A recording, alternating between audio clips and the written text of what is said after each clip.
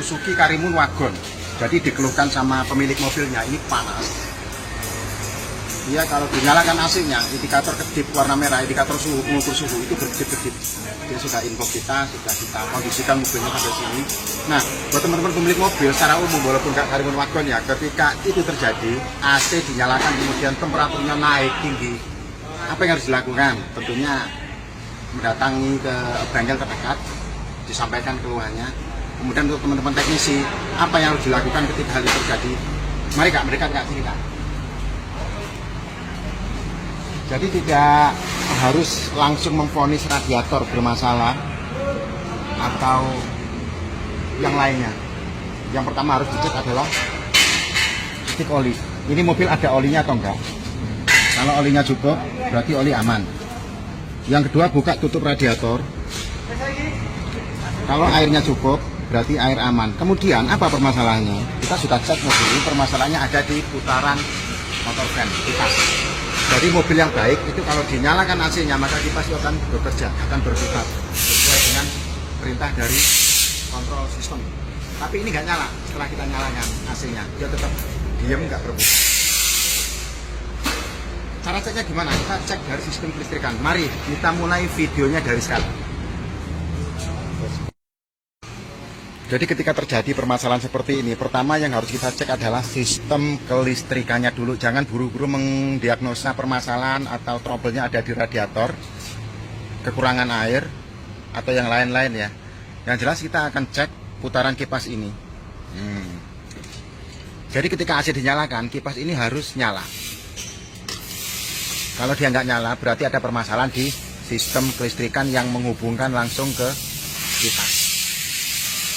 Oke, sekarang kita coba untuk starter Kak, langsung di AC. Kita lihat apakah kipasnya berputar nggak ketika di AC dinyalakan. Yuk starter. AC on. Tuh, itu di sana kompresor sudah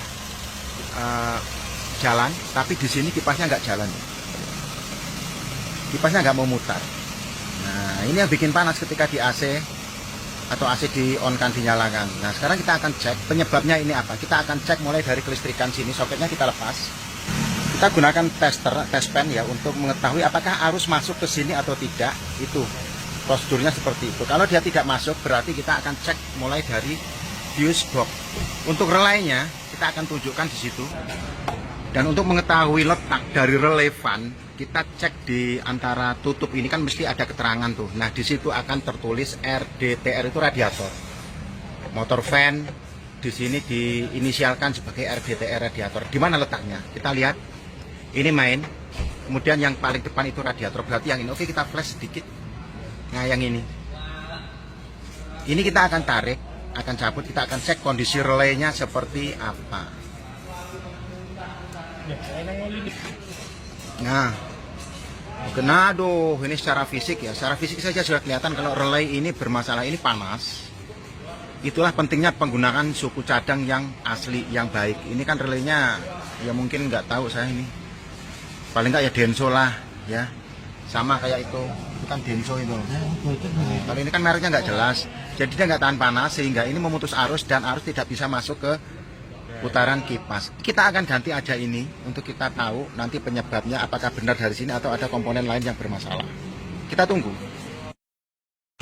Oke, setelah trouble-nya ketemu, sekarang kita akan ganti langsung unit relay untuk fan radiator yang kita diagnosa sebagai short.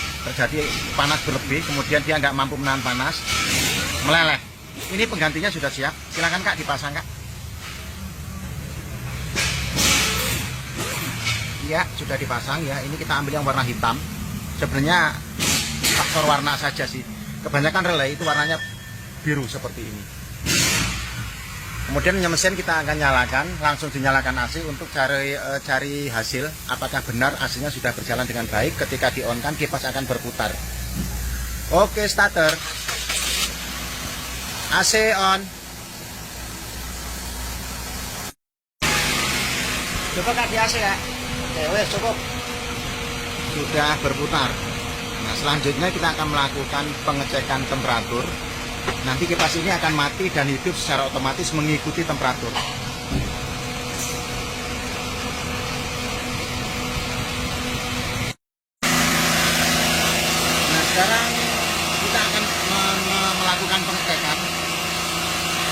untuk mendapatkan titik maksimal pembakaran. Jadi gas kita naikkan, nanti kita akan nunggu kipas ini akan berputar dan mati secara otomatis sebagaimana semestinya.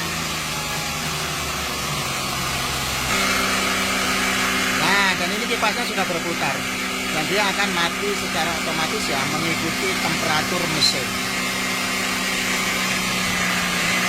Oh, setelah beberapa saat dia akan mati, kemudian akan nyala lagi. Begitu terus berkesinambungan dan berkelanjutan.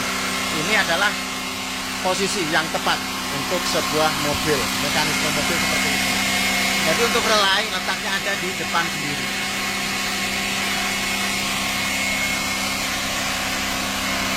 Karimun wagon, oke, deal ya, selesai. Prosesnya gampang sekali. Jadi kita tuh lihat kipasnya sudah menyala lagi. Kemudian nanti dia akan mati juga secara otomatis mengikuti suhu. Oh, kurang lebih 15 detik, 15 atau 20 detik. Beda mobil beda-beda sih sebenarnya. Dan kondisi kipas yang baik itu seperti ini, dia per 15 detik atau 20 detik dia akan mati. Kemudian berikutnya dia akan menyala lagi sesuai dengan temperatur. Dia mengikuti temperatur mesin. Jadi hidup dan mati secara otomatis. Ini sudah aman banget, walaupun AC-nya nanti di-on-kan, dia akan tetap bekerja dengan baik. Jadi gitu aja. Wes gampang ya, gampang. Yang penting mau belajar dan belajar terus. Kita juga setiap hari selalu melakukan tes dan belajar terus, jadi nggak pernah berhenti. Selanjutnya kita juga akan melakukan proses tune up. Ya, ini minta di tune up sekalian sama pemilik mobil. Jadi untuk tune up kita akan tayangkan di video selanjutnya.